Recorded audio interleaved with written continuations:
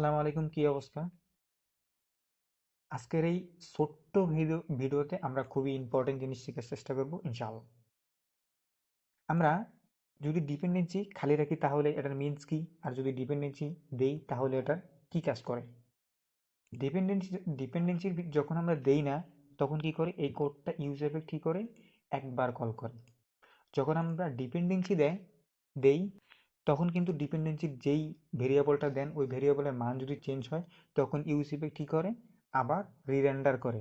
তাহলে যখন ডিপেন্ডেন্সি আমরা দেই না তখন এর মিনস হচ্ছে তুমি ইউজ ইফেক্টটা একবারই কল করবা।